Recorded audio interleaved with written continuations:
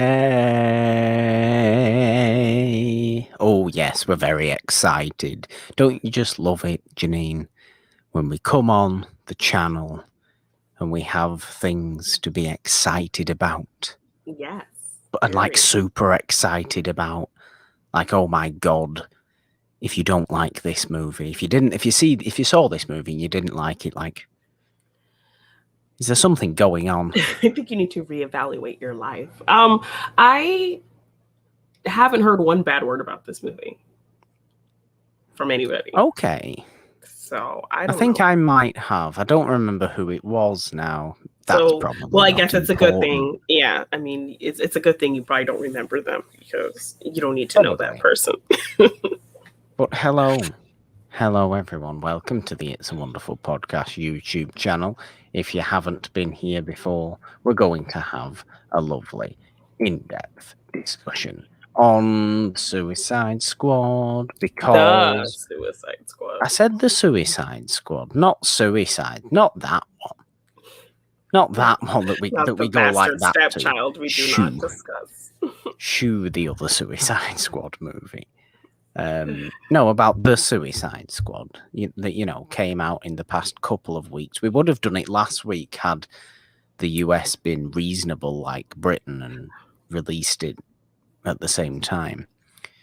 But that's sometimes the good thing when it comes to your superhero movies, Janine, is Britain for some reason gets a lot of them a little bit earlier.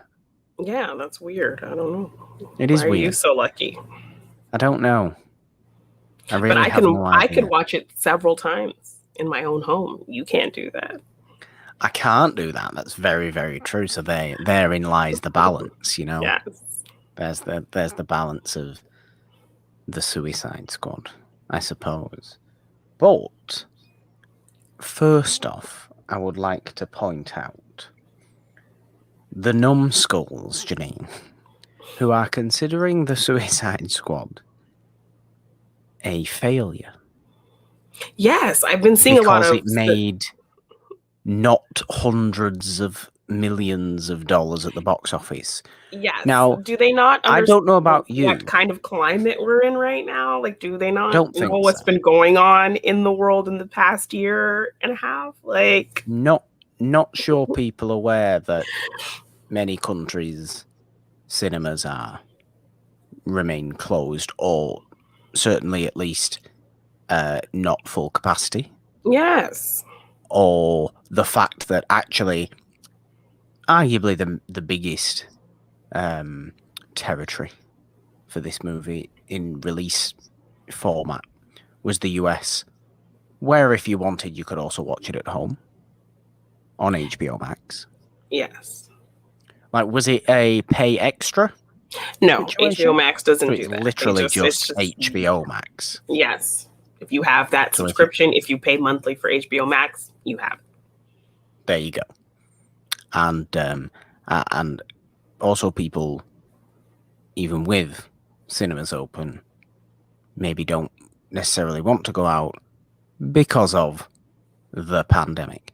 Now, how on earth you can consider a movie that has been universally loved?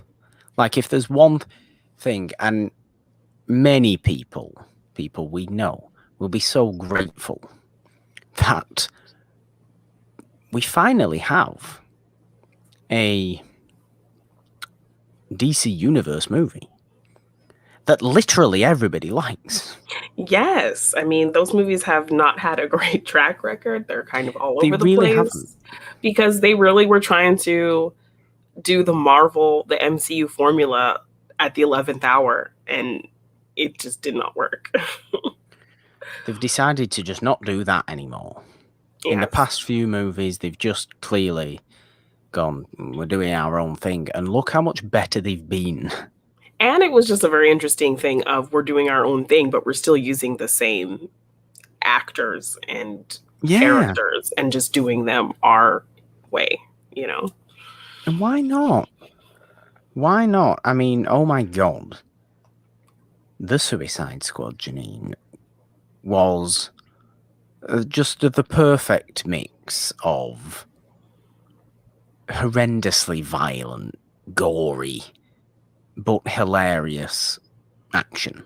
Yes, and I think the gore was used properly. Like, it wasn't just for show, it was used where you needed it to be used. Yeah. It was set in the world of like a grungy 70s war movie. Yeah.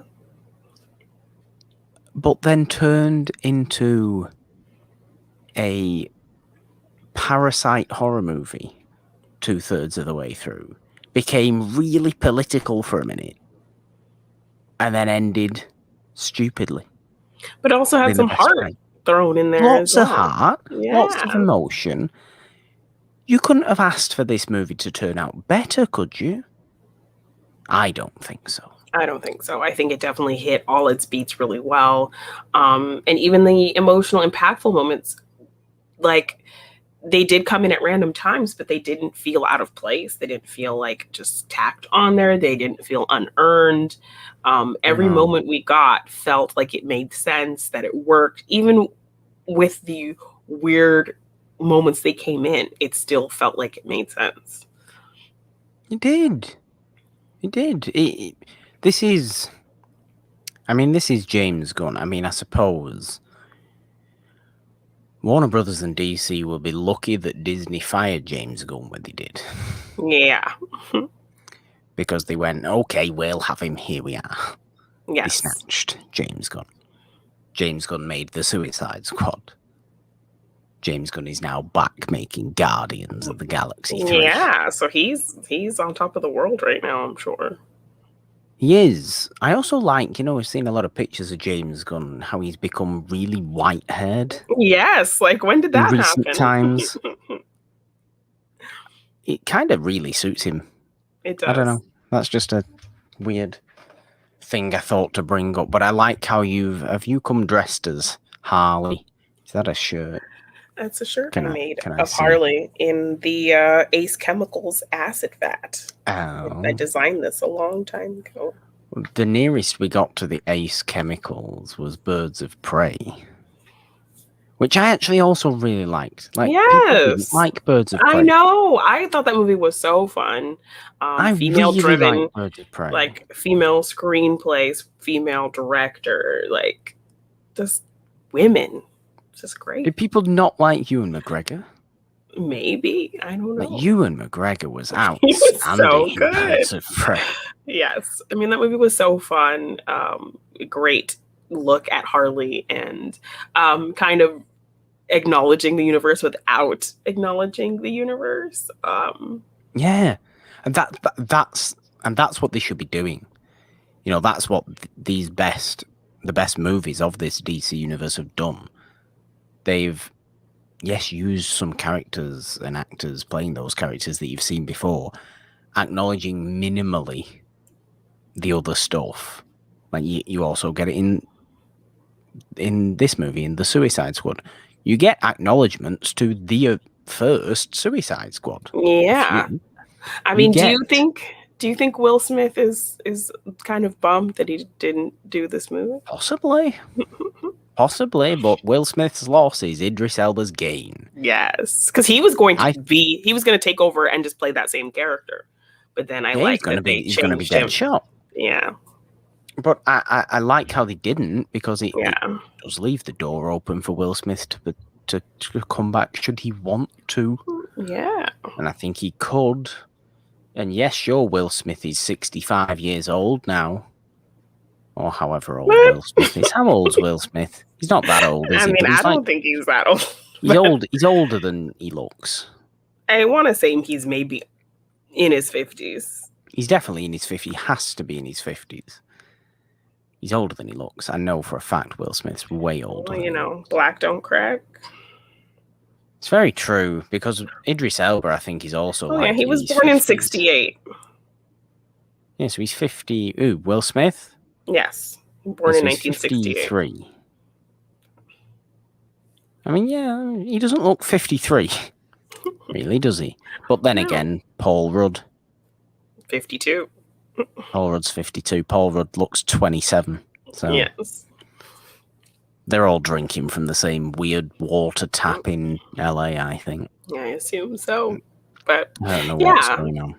I was just thinking that. I'm like, is Will Smith like kind of disappointed that he didn't just go ahead and do this movie? But I'm glad we got Idris Elba, and I'm glad we did get him as a different character. I just hope that I hope for for Will Smith's sake, for Deadshot's sake, in this universe, that unfortunately he was in the movie that everybody didn't like. He was in the one movie, when you think about it, the one movie in the DC universe that even the most die-hard of the DC universe fans acknowledge this. They acknowledge that first Suicide Squad is quite poor. And for me, it was more of a made movie. And for me, it was more of just a disappointing thing, because that movie had so much potential to be amazing. They had they had great characters. They had, a great, bright, poppy kind of storytelling element that the other movies didn't have. They had Batman that they could use here and there. The trailers were amazing. It looked like so much fun. I'd seen animated Suicide Squad movies. That definitely is what this movie should have been. So to kind of see all of those things fall apart was just very frustrating and such a letdown. But I think Will Smith could at least take solace in the fact that, like, I think the only good things people really said about those movies were his performance and Margot Robbie's performance. I think them two came out the most unscathed, because they were probably the best parts of that movie that most people, I think, said. So yeah. And look what Margot Robbie's Harley has gone on to do. She may have only been in 3 movies, one of which was that first Suicide Squad. Yeah. But Margot Robbie is Harley Quinn. Yes. I mean, I've loved this character. Superhero actors and characters, Margot Robbie is to Harley Quinn what damn Chris Evans is to Captain America. Yes. In the public's eye. She embodies that character so well. Like, as somebody who, has been a fan of this character since her iteration on the animated series, and seeing what she's become, Margot Robbie is absolutely killing it. I mean, literally and figuratively. Very literally. She kills a lot of things. Yeah. In the Suicide Squad. I think the best way to kind of go into this is almost character by character. Okay. Because, I mean, story-wise, okay, it's got an interesting story. In fact, why not start with the most not obvious? What do we think of Starro, the starfish alien monster starfish thing? Well, the fact that this is a real comic book character that existed and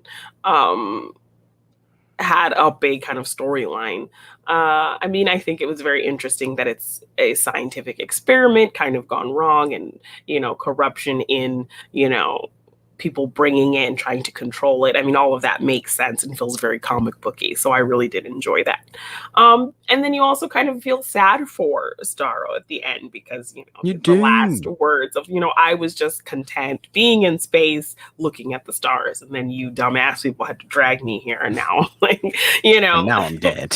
Yes. So yeah, I mean, I thought it killed me. The rats killed me. I thought it was kind of crazy, and it could have been so ridiculous, but it made the movie feel very poppy, and everything we had seen up to that point, it made sense. And I think it definitely evoked the vibes of what the film had been doing the whole time. So it did. And I just love how when Starro became kind of more obvious to the characters in the movie, that's what we have to face. Yeah. That the movie did really feel like it turned into more of a horror movie than what was a gory action movie. Like Invasion of the Body Snatchers. It was. Yes. It became really, really dark for a good portion. Yeah, and when you kind of know, I I liked these kind of dead, reanimated, controlled Starro bodies as opposed to like mindless, aliens that we just get droves of in things like Infinity War, or in the actual the other Suicide Squad, where it was just like people turned into these gross things. Because I forget what the hell the kind of I remember Cara Delevingne as the Enchantress. She just started turning people into these like weird things. I honestly have no concept of it. I saw the movie once. So, I mean, if you're going to do a swarm of things that you have to fight, at least have it be reanimated people that are like being controlled by your ultimate villain. So it's kind of like what Suicide Squad did, but better and more fitting to that character. I suppose in that way, it kind of shows the power of Starro, the starfish alien big thing. And it kind of shows what you're up against. And it does feel more like you're actually like having to, like it feels impossible.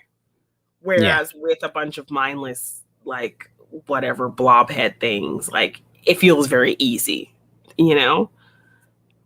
But when like Starro starts spitting out a bunch of these things, you're like, oh my gosh, this is terrifying. It really is. These scenes are absolutely terrifying to me. Yes, like you just see these things being slapped on faces all around you, and like it's terrifying. It really, really is. It really is. I really appreciated it. I know Nolan was very much into Starro being a thing in this movie. I was just calling it the weird starfish thing. Yeah. I was kind of into Starro. Yeah. At the end. Mainly because, Starro worked from a story aspect so well.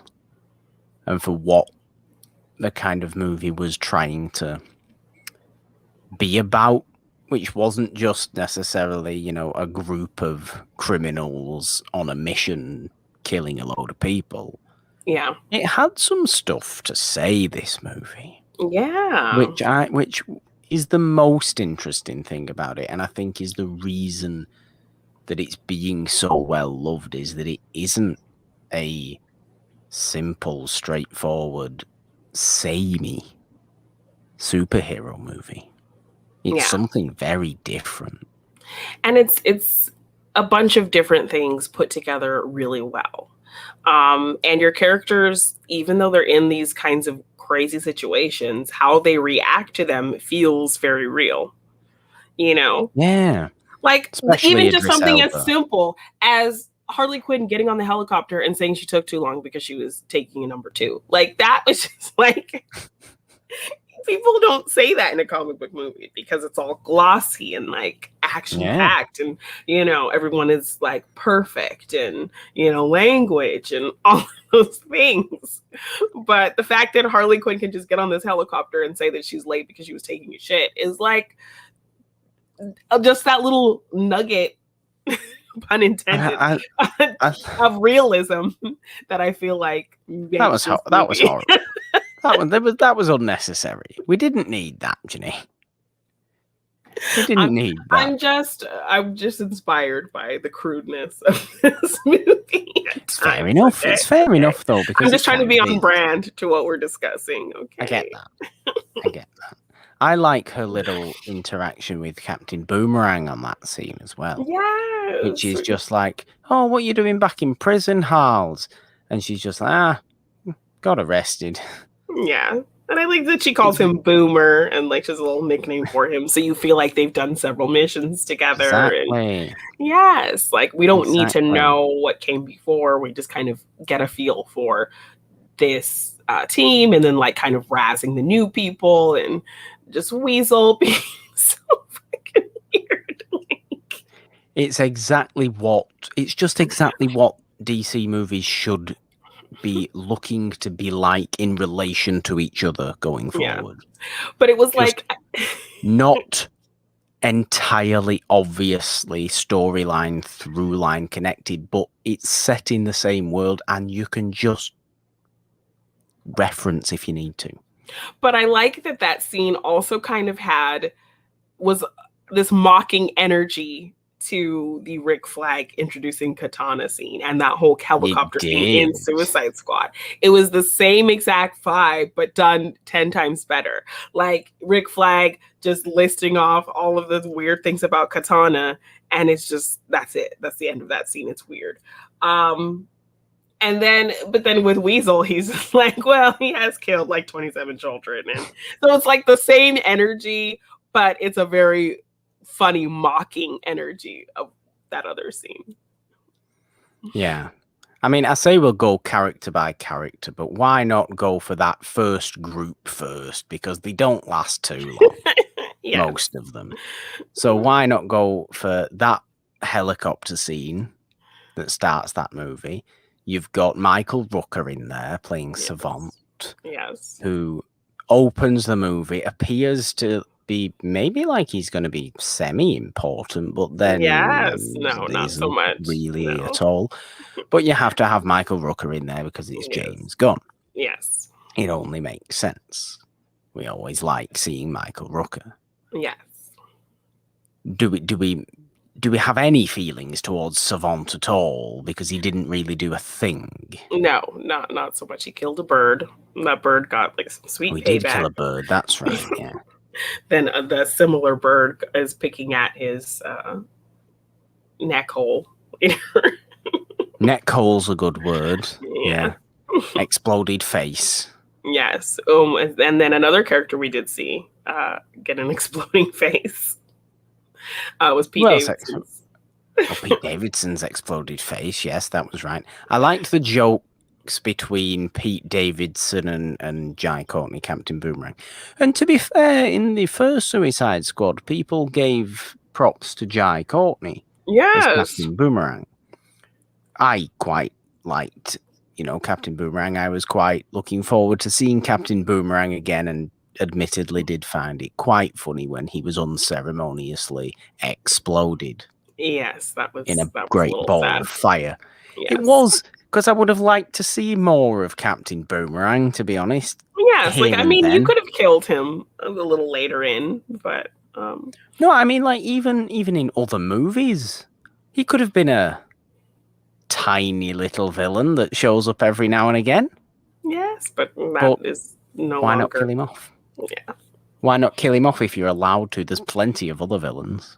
Yes. There's plenty of other villains. They did tell you at the start, don't get attached. I think that was like the tagline on all the posters, yeah. But I like Jai Courtney taunting Pete Davidson about Weasel. Yes.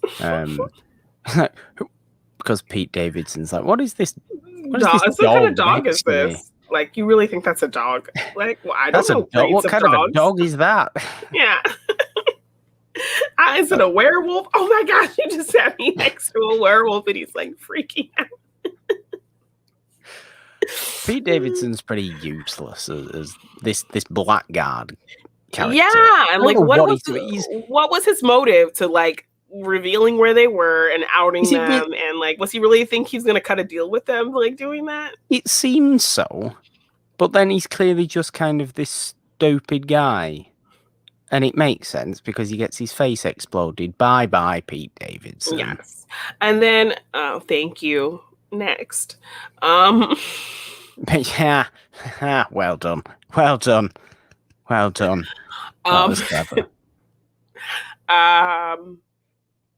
But then we also get Javelin, who doesn't really do anything either. We don't even see him use or does Javelin.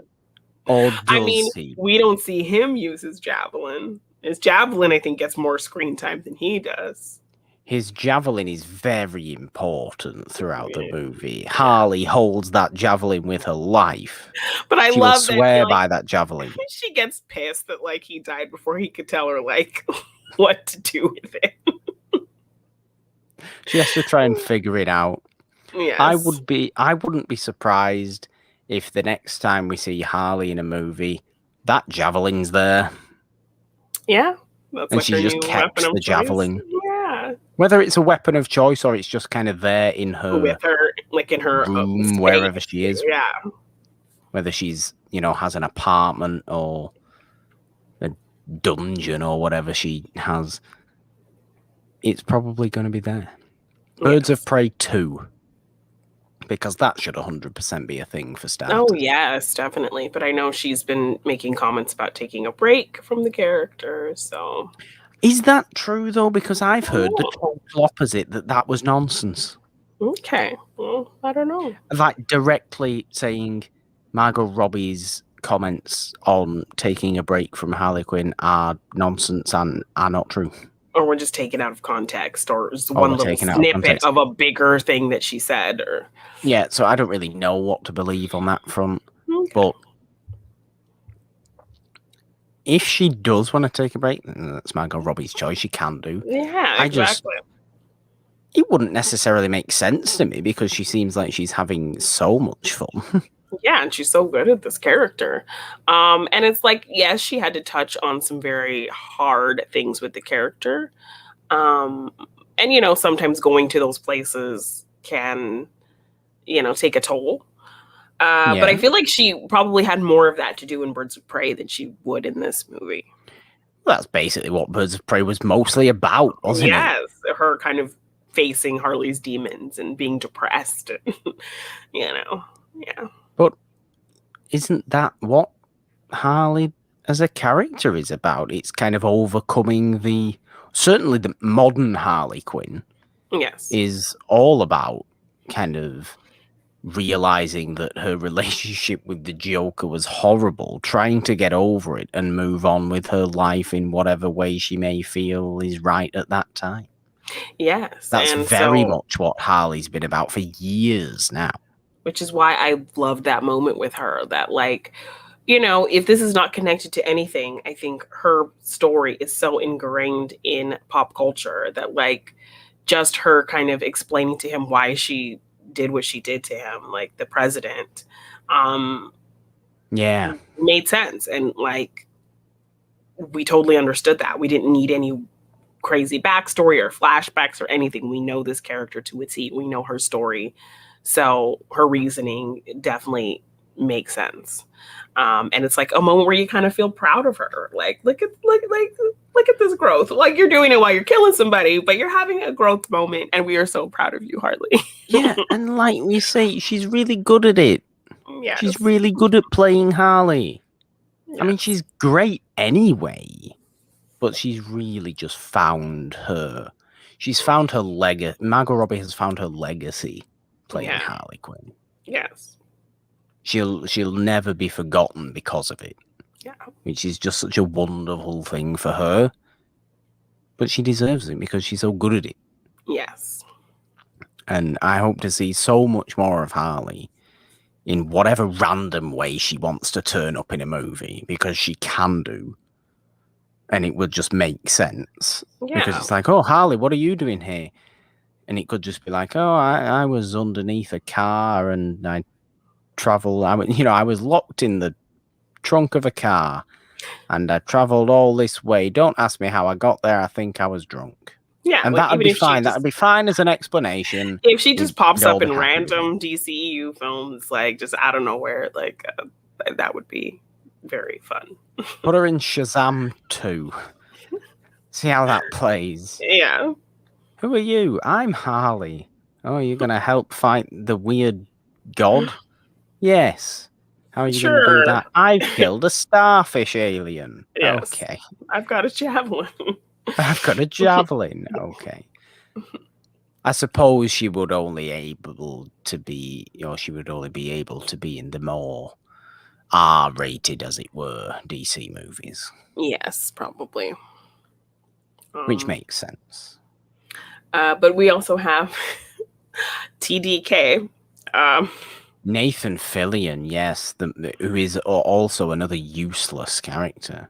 Yes, but also I think a James Gunn friend that he just kind of put in things. And yeah, I love the little story behind this girl who did try to create the Nathan Fillion Civilian Pavilion in Edmonton, Alberta, Canada, where I was born. And somehow, like, Warner Brothers Canada and the cast of the movie caught wind of this, and it kind of became this big thing. And so over the weekend, I guess, they set up like the City Hall as the Nathan Fillion Civilian Pavilion for the weekend. I just think that's great of Warner Brothers to do for Nathan Fillion, who is really not in this movie. No, right? He's there. He has like a minute of screen time, and if that. And I want to say he detaches his arms from his body.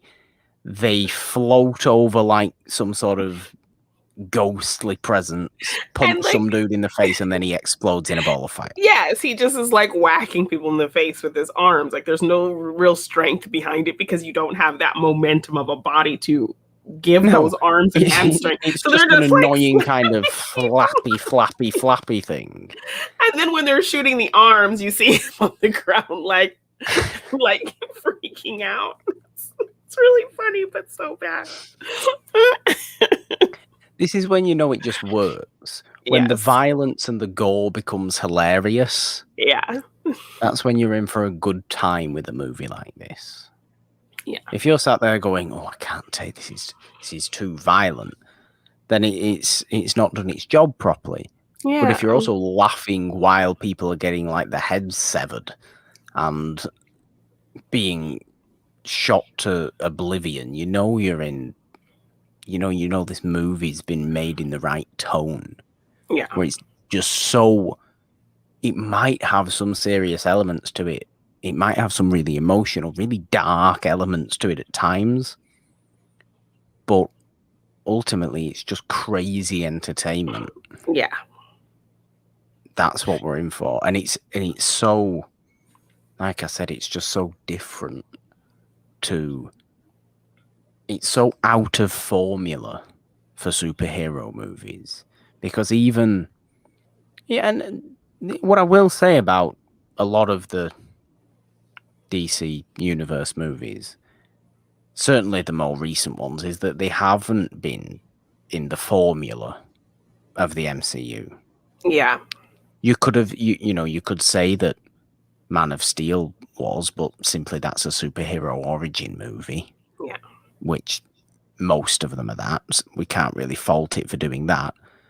BVS, I don't think was a formulaic movie. You know? But it felt like a rush. Trying. It felt like a rush to build the universe. And that's what it was. It was a rush to build the universe, but as a movie, it wasn't formulaic.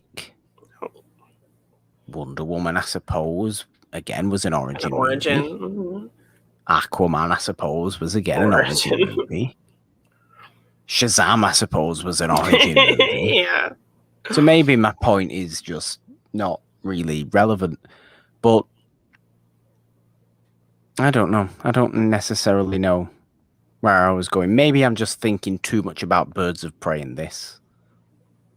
And the fact that those two were just seemed very so unique. Like they took chances. They went outside of what we were given so far. Yeah, and I think this one leans into ridiculous things. I've appreciated. Sorry. Oh no, go ahead. It's what I've appreciated about the Marvel TV shows. Is that they've felt unlike the movies. Yeah, it's like you can believe that they were set in that world. Mm-hmm, yeah. As much as we love the MCU, and we do, it's phenomenal creating what it has created. There's many movies that are the same movie, just with different people put in them. You know? Yeah. It all builds to a very expected result. I didn't know what the hell was going to happen in Birds of Prey. I didn't know what the hell was going to happen in this movie. Yeah. You know, and that's what I kind of want. And that's why I've liked the Marvel TV shows, is because they've been able to, it's an extra creative kick that they've been allowed And a different way of seeing characters we've seen kind of in a very set kind of bubble, and them having to be forced to be a part of a bigger picture that we don't get maybe the amount of time we want to sit with them. So now we get to sit with these characters in a very unique, interesting style with the shows. I think this movie was able to get us to sit with characters in a really interesting way in a short amount of time. So it was, and I hope to see the ones that survive come back and again. Yes, I really do. Obviously, you were never going to kill off Harley. No, I think she was the only one. I think she was the only one we kind of knew was safe. Yeah, I would say so. I would say everybody else, like, could have been hit or miss who died. I know there was the main group, and I knew there was going to be the main group going in that weren't, that were going to last a fair way into the movie, at least.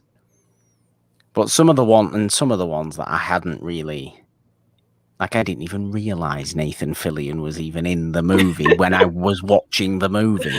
Yeah. I didn't realize TDK was Nathan Fillion. Yes.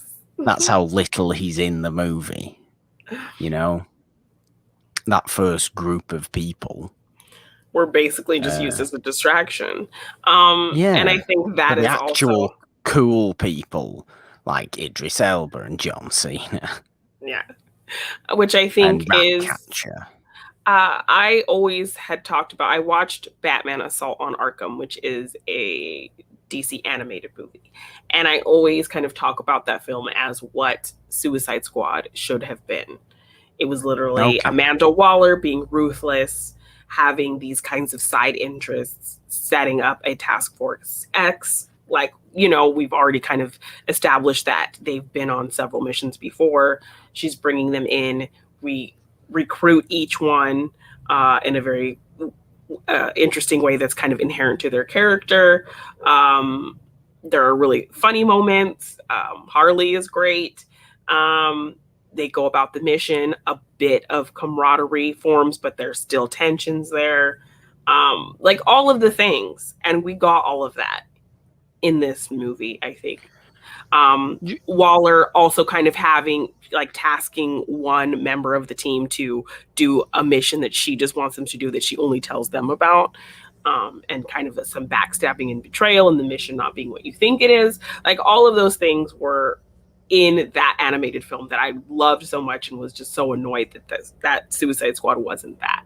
So to get a lot of those elements in this one was really great to see, and kind of a redemptive moment for me in watching it.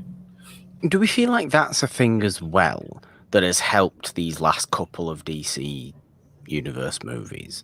Is the fact they have started by just sitting us in the world rather than setting anything up. Yeah. You know what I mean? Mm-hmm. Like,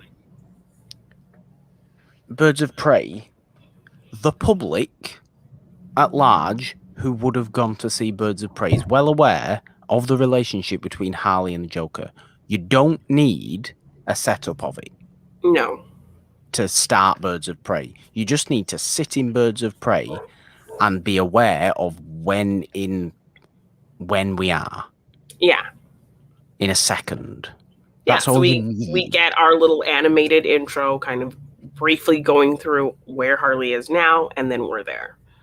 Yeah. I mean, maybe... I suppose I'm not explaining it in the way I'm intending to explain this. I don't know really what I'm trying to say.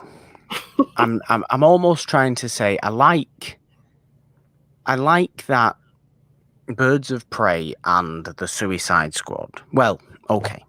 I like that Birds of Prey is the first Birds of Prey movie, as in Birds of Prey 1. Mm-hmm. Yet it feels like things have come before it. Yeah. You know what I mean? Like, we understand where we are in the world. Opposite, for example, to... I don't know. Oh, God, anything. Name something. Doctor Strange. Okay? Hey. Doctor Strange is Doctor Strange 1, the movie, right? Yeah. Doctor Strange is Doctor Strange 1. As far as we're concerned, absolutely nothing has happened before the start of Doctor Strange. Yeah. To Doctor Strange. Do you know what I mean? Yeah. So you have to kind of do all this world building, but we already feel like we know what this world is and where we are. Yes, because the people watching DC Comics movies are aware of the damn characters they're watching. They don't need to be told time and time and again. Yes. Even the stupid characters like Polka Dot Man. People know he's in this movie, so you look into him and go, okay, that's Polka Dot Man. What do I need to know about him? Okay, sweet, fair enough. Yay, hi, Christine. Hey, Tina. And we do get a little moment where he briefly kind of explains, we do, and that's for the other characters' benefit. Yes, so it's not like we're not given enough credit to kind of figure things out, or like we need a long exposition. You know. It's mainly Amanda Waller. I'm trying to kind of. I think this is where my thought is at with Amanda Waller. Like, if you'd not seen Amanda Waller before, you wouldn't have a clue who this woman was or what she was doing. Yeah. But the movie assumes you have seen Amanda Waller before, and is actually better for doing that because it doesn't go, this is Amanda Waller. She is the ruthless leader of this Belle Reve prison. It just states everything as fact. Yes, rather than having this some is where we are. This is who we're dealing with. And yes, and I actually really loved the actress who played Polka Dot Man's mom. For her to have to kind of play all these different characters in these like visions that he has was so good. See, Polka Dot Man's the perfect character for this movie because he's like really hilarious on the outside. When you peel one layer away, it's really dark and twisted. Yes, like his mom did experiments but everybody laughs at him. He throws up polka dots. He sees his weird mum everywhere in these really hilarious visions of, at one point, Starro, the starfish alien, turns into a huge woman because Polka Dot Man's looking at Starro, and he can only see his mother. And also, he's the only one who remembered poor Milton. Oh, Milton. Harley Quinn calling Idris Elba Milton. At the end, she's like, we literally talked about this for like, she doesn't even like remember the conversation about Milton. Are you Milton? What did she say? Does she just call him Milton? She calls him Milton. He's like, my name's not Milton. Yes, it is. Milton. We had a whole conversation about Milton and how that's your name. Like, that is not even the conversation they had. Oh, Polka Dot Man was great though. Yes, I was upset he died. I know. I was upset he died. I would have. He in like that briefing meeting, he did say he had kind of planned to die on this mission. It's true. I mean, he was a satisfying character in the movie. Yeah. You know, I do ultimately feel like we got the whole story of Polka Dot Man in this movie. Would we have needed to see him again? More, no. Yeah. Would it have been we need fun? A Polka Dot Man origin story. But no, we don't need any more than what we have of him. Polka Dot Man as a historical character should be damn thankful David Dastmalchian did him significant justice in this movie. You know, and David Dastmalchian was great. David Dastmalchian's in like every superhero thing ever now. Yeah, he's in Ant-Man. He's one of the cross the MCU DCEU actors now. And he was also was he in The Dark Knight? Yes, he was. So he's been in DC movies before. Mm-hmm. He's a good actor, and people know his name now. Yes. People don't just see him as, that dude who plays the weird Eastern European criminal and everything. He's not actually Eastern European. He's just an American dude. Yes. He just seems to look like a stereotypical Eastern European criminal for some reason. Well, he plays it very well. But yeah, I really like that character. It was sad to see him kind of just suddenly go out like that as he's yelling that he's a superhero. Like, it was. So look, some of the characters, like those at the start, you had Mongol, who basically did even less than Nathan Fillion. Yes, like she's like, I can take down this helicopter, and then as she's on it, she's like she is like actually like pulling it, but she's like out of control, so she's like screaming her head off, only to like kill everybody at a certain point. Who else do we have? Weasel. We haven't talked much about Weasel. I just love that. Like Weasel's just weird. Like, and it just made Amanda Waller's team seem very real. Like, nobody really checked to see if the weasel could swim, like, really, and they all just look at each other like, and he's boiling and drowning and like going crazy. And he doesn't even end up dying, does he? No, he just wakes up and running away in the woods, making these crazy sounds. So whatever's gonna happen to Weasel, I hope in a future DC movie you have some small passing reference to some sort of massacre on an island by a weird creature that nobody's sure what it is. Yeah, so as far as he knows, who's like, just gone about eating everybody. He's still on this mission, and nobody knows that he's alive, so no one's going to detonate the bomb in his neck. And yeah, it's just crazy. Yeah. As for our main bunch of people, yes, we already know how great Harley is. We don't need to necessarily talk anymore about Harley. Polka Dot Man, we've just had a nice conversation of. What about King Shark? Because King Shark is the biggest, goofiest lump of a creature who is, in James Gunn's determination, this movie's version of Groot. Groot, yes. However, King Shark is unbelievably violent, wants to eat everything on sight, but still does, like, you know, want to have friends. Yeah. He's really into having friends. He just wants everyone to be his friend, but he also wants to eat everyone as well and rip people to shreds. And I like that there's a measure of Ratcatcher 2 finding the moment to try to relate to him and to get a sense of control over him so they can kind of manage him not eating them.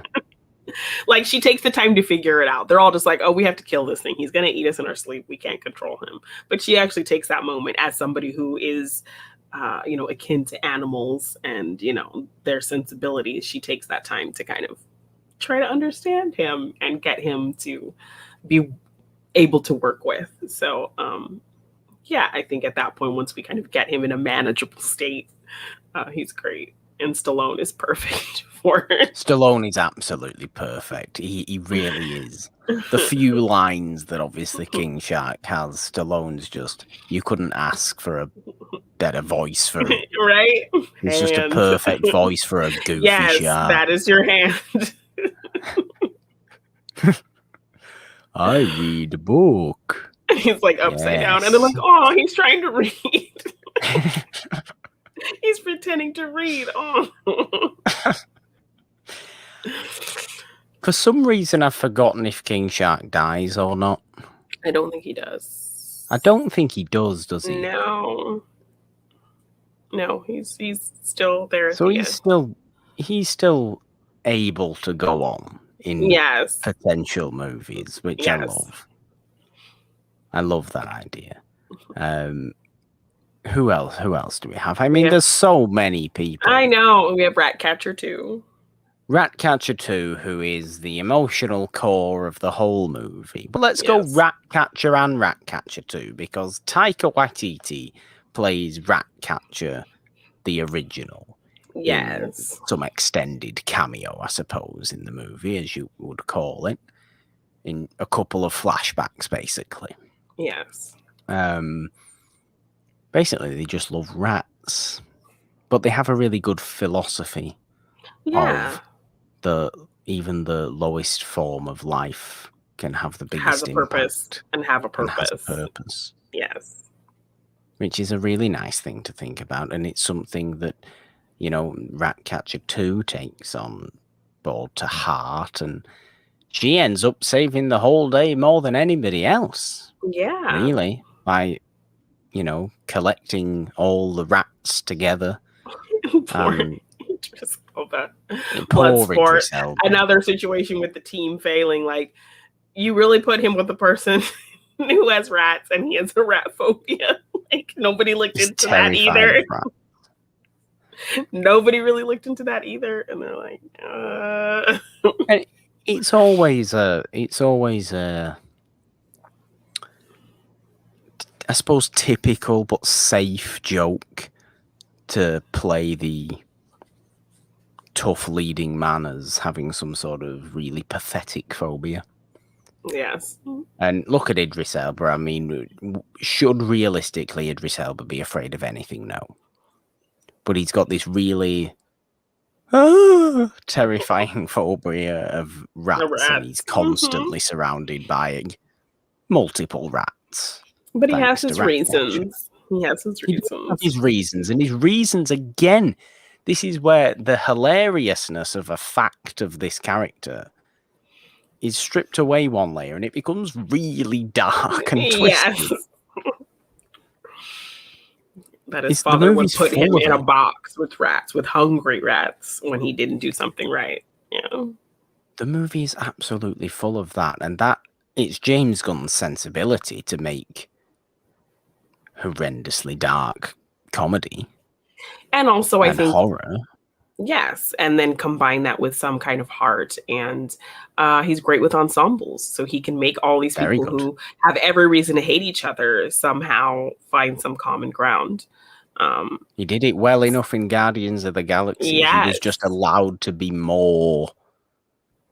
He was allowed to be freer doing the Suicide Squad, mainly because he wasn't restricted to. Yeah, he wasn't restricted to trying to play more to some families. Yeah. You know, he was allowed to be as violent and vulgar as he wanted, which is obviously his sensibility as a comedic director. Yeah. You know, so I love that moment. I absolutely love that moment where, like, the mission's done, they find out it's something completely different than what it was supposed to be, something very corrupt. Yeah. And they're just going to go home, but then they stop and sigh and say, no, we're going to try to kill this thing and save the day. Let's be heroes for this moment. Yeah. And the fact that he kind of takes the lead and they all just, decide to follow him.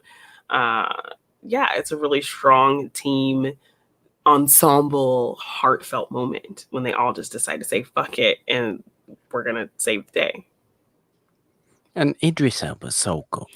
And even at the risk of all of their heads getting exploded, they still do it, Yeah. So good. So good. Idris Elba's playing a very dangerous game of chicken with Amanda Waller.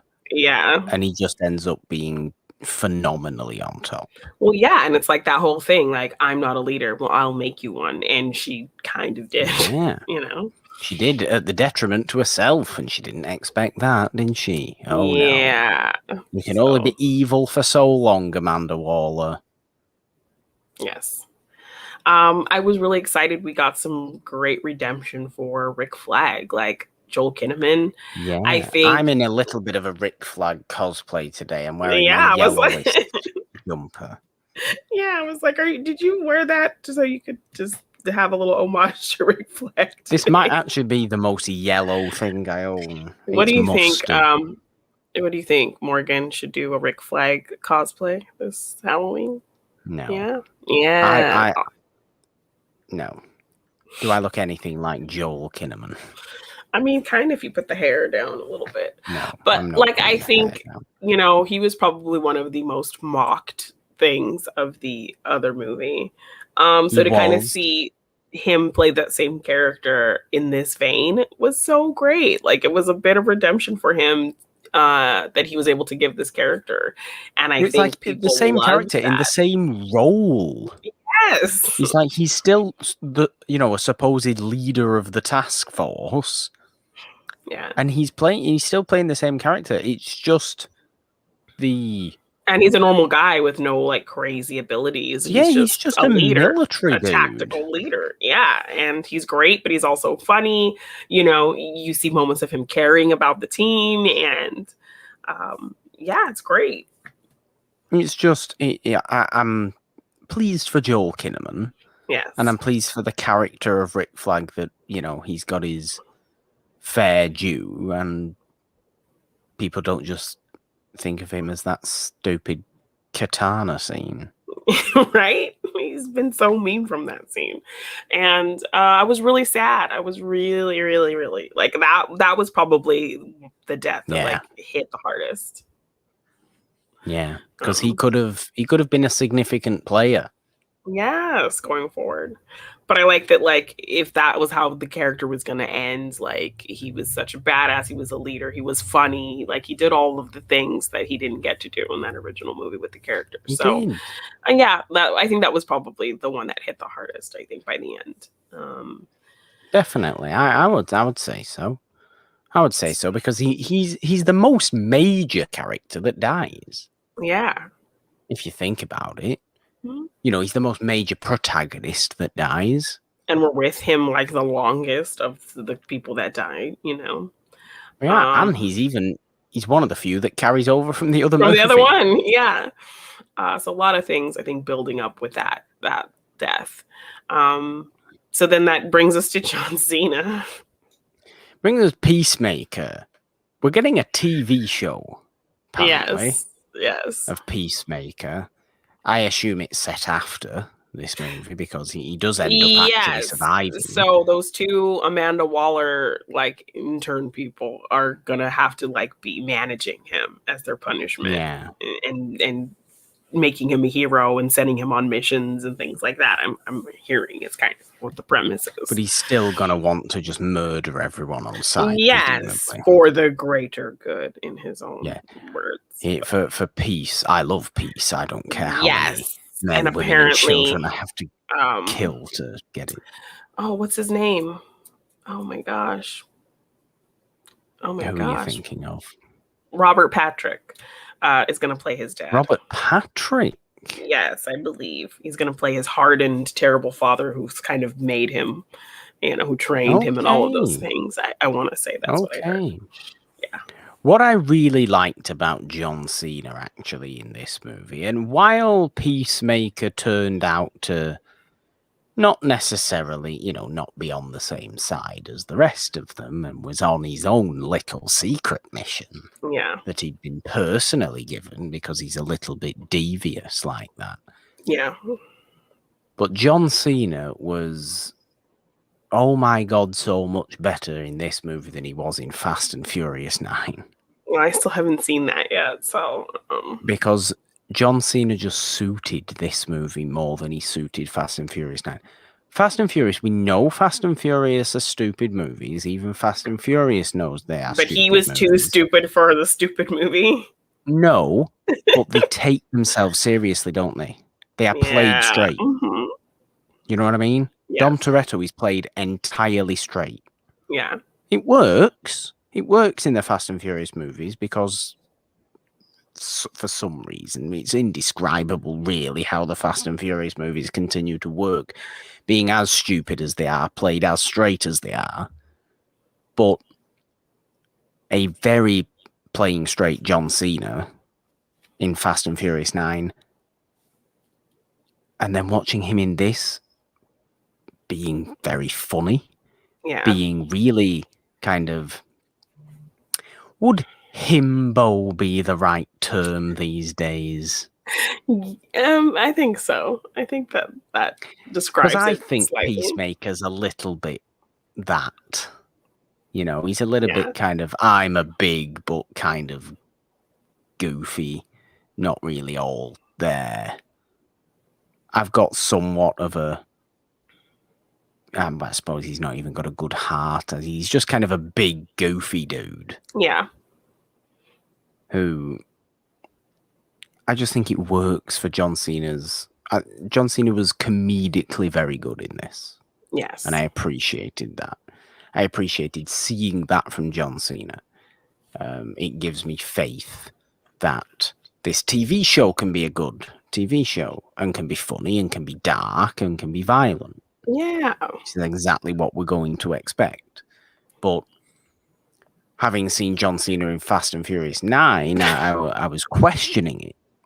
I was being like, yeah, I don't dislike John Cena, but his plain straight acting isn't the best. No, it's not what. Look at what he's. It's not what he's done in his wrestling career. Well, yeah, wrestling is overly theatrical, and he's John good at Cena that. should be acting overly theatrical. He shouldn't be acting dramatic and straight. Yeah, like when I loved Bumblebee, but him in it, he was playing it kind of straight, and he was awful. It's not what he should be doing. When he's doing satirical things like this, like he's great. He's perfect. He was so good in this. Yeah. And he was good in this, and he was wearing a toilet seat on his head, and he was just running around in his tighty whities. Oh my! He was. Like, why are you in your underwear? And like his whole analogy, if this beach was full of dicks and I had to eat them to make peace, I would eat every one of those dicks. Like, why would somebody put a bunch of dicks on the beach? Like, that whole analogy was so ridiculous. Oh, it was, but it worked. Yes, it was great. I really did like John Cena. Really did like John Cena. Do we have anybody else? Have we missed somebody? We have missed somebody, Janine. We've missed Peter Capaldi. Yes. Peter Capaldi's the thinker. I really liked. Also was sad he died because it just means we don't get more Peter Capaldi in DC movies. Yes, which I just he was think great. Best. He was perfect for this character. Absolutely perfect. And I said in a Patreon stream, actually, I'm so thankful that this movie gave the best person to ever utter the F word in the English language multiple opportunities to scream that at people in this movie. Yes. He was great. It has never sounded more beautiful than when coming out of Peter Capaldi's mouth. You know, there are good swearers. There are very, very good swearers. He's up there. Hi, Kimber. Thank you very much. You know, people like Robert De Niro, don't they? Robert De Niro's got a very good F word. Yeah. Yeah. Al Pacino is a good F. Al Pacino's got a pretty good F. Al Pacino's got a pretty good F. I would say, to be fair, Leo DiCaprio doesn't have a bad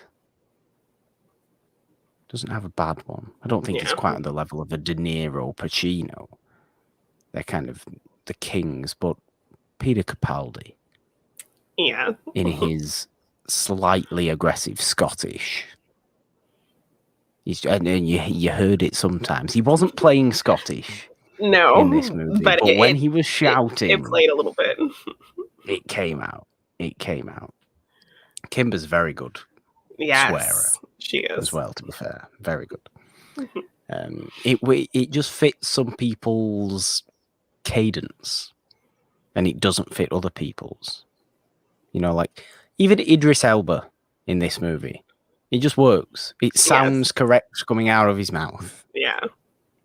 But I think if, I don't know, Pete Davidson was to come out with it, it would sound a little bit weaselly and horrible.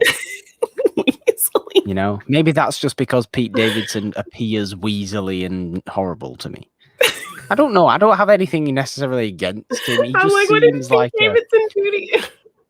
He didn't, but you know, like Jake Gyllenhaal doesn't have baths and showers now. What? You know, that's a fact. No, have you not seen that news? Yes, Jake Gyllenhaal doesn't wash. I thought I heard that whole news about Ashton Kutcher and Mila Kunis and how they don't bathe their kids unless you can see the dirt, and they don't bathe. But I didn't see that about Jake Gyllenhaal. Yes, Jake Gyllenhaal doesn't eat. What was the quote? I find it less and less necessary to shower, or something like that. It's like, okay, then I get that vibe from Pete Davidson. That he just doesn't care for showering. That he just doesn't really shower. Or am I confusing Pete Davidson with Post Malone, perhaps? Yeah, he looks pretty dirty too. Or perhaps they just mold into the same person, because I'm well aware that those two aren't the same person. No. I'm well aware who both of them are. Yes. So maybe they just seem of the same ilk, The same non-showering ilk. Or maybe it's because I have too much respect for Ariana Grande. Perhaps because she is now a honorary Manchesterian. And that is the right term, yes. That is Is it? Was that right? I was like, I don't think I'm saying. So very far from the right term. Okay. But nobody swears better than Peter Capaldi. Yes. Which is my ultimate thing. And nobody looks as good with weird prongs sticking out of their head. Than Peter Capaldi. Not even Darth Maul. He was. He seems like it, doesn't he? Yes. He was great. He was perfect for that character. Really just seems like it. I cannot say enough good things about the Suicide Squad. I know people have been doing the ranking of the DC Universe movies. I don't know if we necessarily want to do that. I vibe more with tears these days. Yeah. In terms of that's. Well, you've never been a big ranker, so. I've never been a big ranker because I find it easier to group into a certain tier, and then you have your bottom tier DC movie, the original Suicide Squad, that really is ultimately the fault of studio interference. Yeah. And while I know this, following Zack Snyder's Justice League, David A. has been trying to get his Suicide Squad released. Well, I want to say he said something about, no, the time has passed on that. It was just a culmination of not great communication with the studio and things like that. And, I don't want to bring what happened to me into this movie. It's a separate thing. So like, I did remember seeing some kind of quote about him talking about it is what it is at this point. And the fact is as well, is that we now also already have a good Suicide Squad movie now. Yeah. This one. We still didn't have a good Justice League movie before Zack Snyder's Justice League.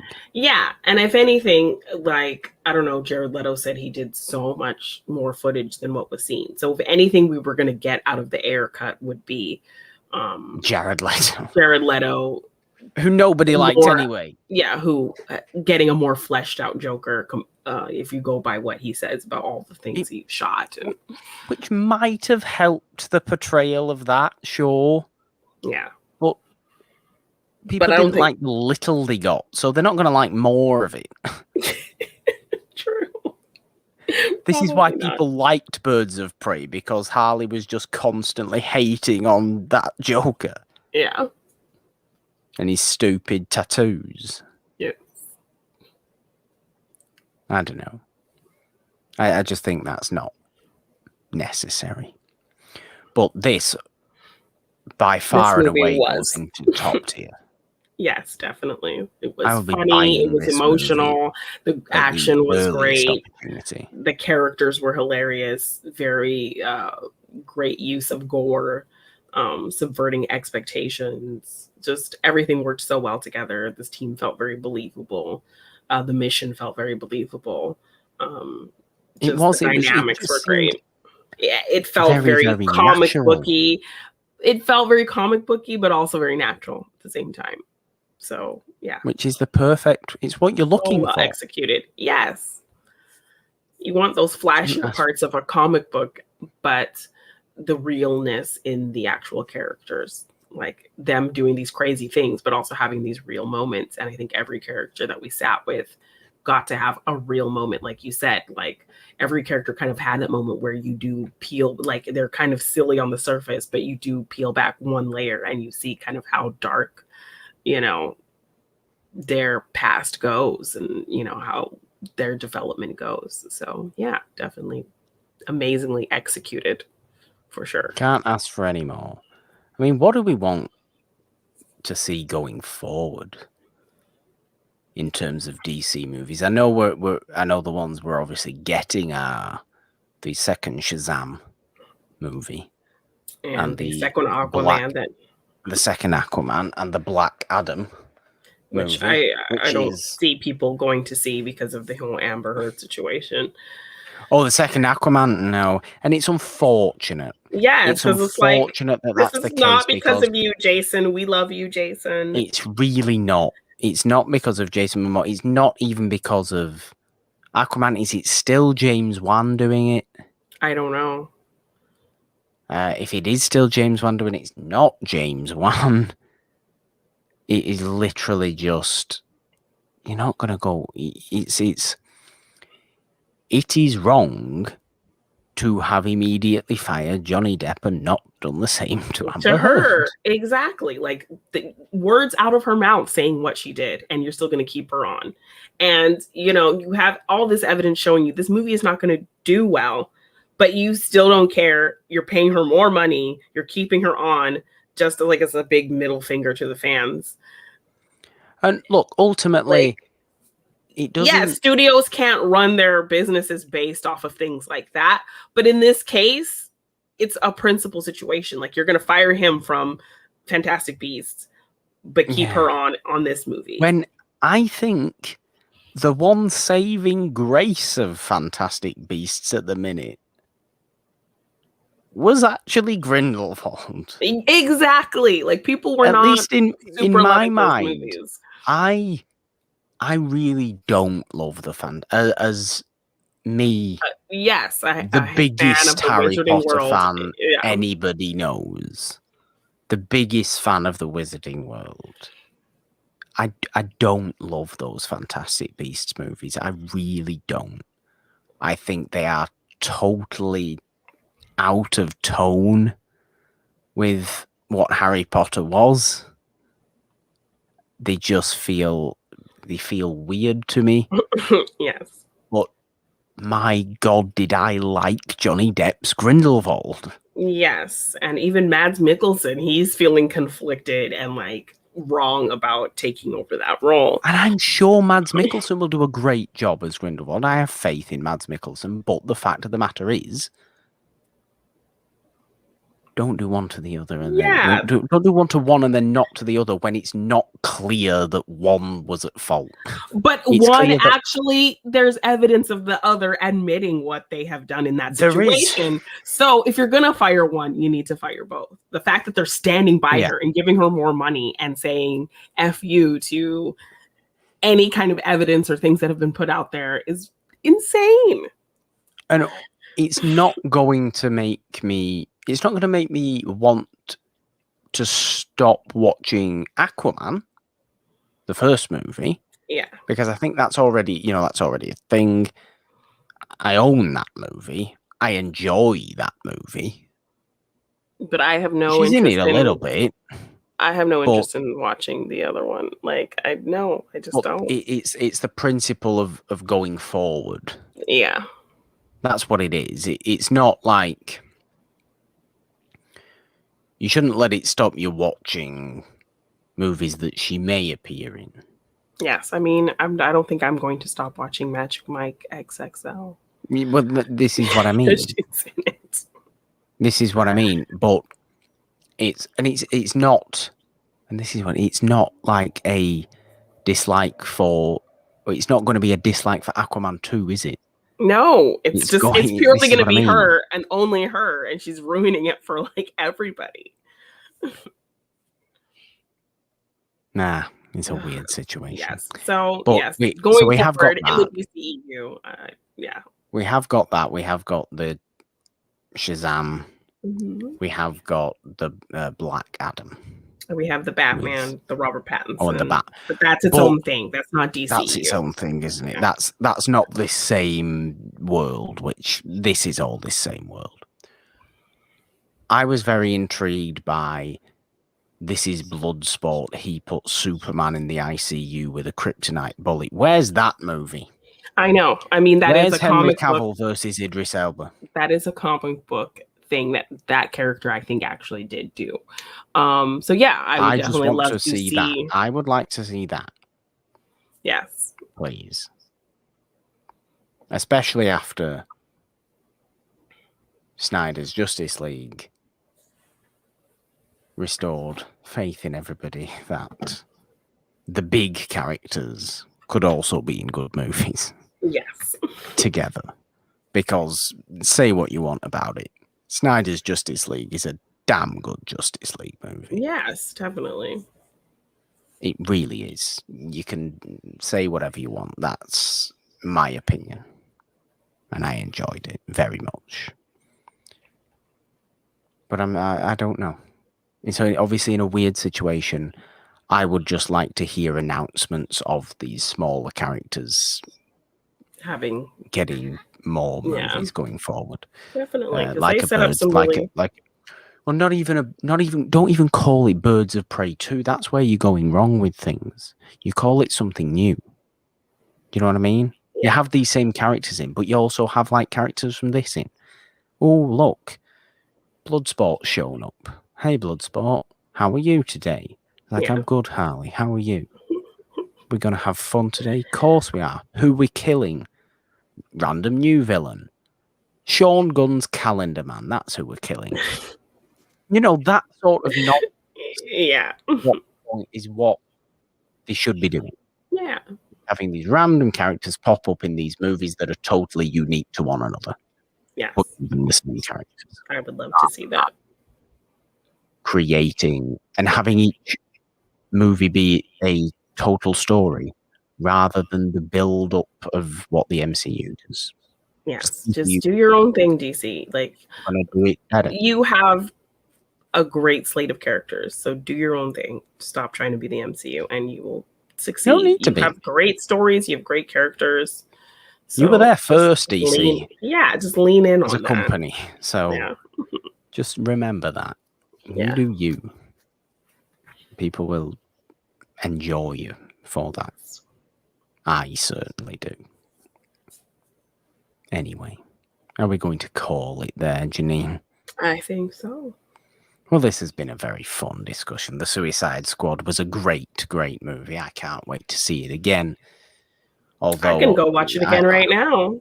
I know, but I don't kind of...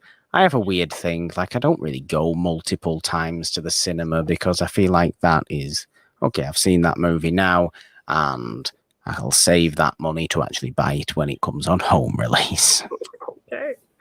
Rather than going time and time again to the cinema. I don't know. That's just how I've always kind of been. But you don't have to do that. Because HBO Max, it's very fancy. Congratulations, Janine. Oh, thank you. Thank you. But yeah, I really liked it. Me too. Very, very much. I would go as far as to say I loved it. I would go as far as to say it's my favorite movie of the DC universe. I would say that as well. In terms of a movie I enjoy above the others, it's this one.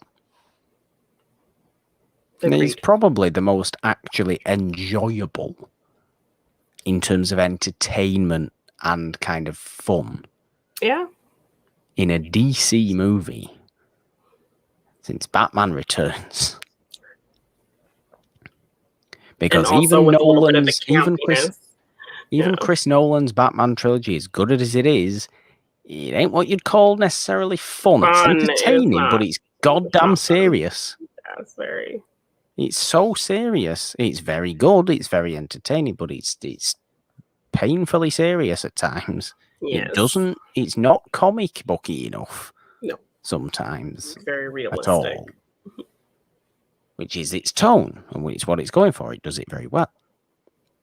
where you go back to Batman Returns and it's that beautiful blend of nonsense and camp, yes, that you just need.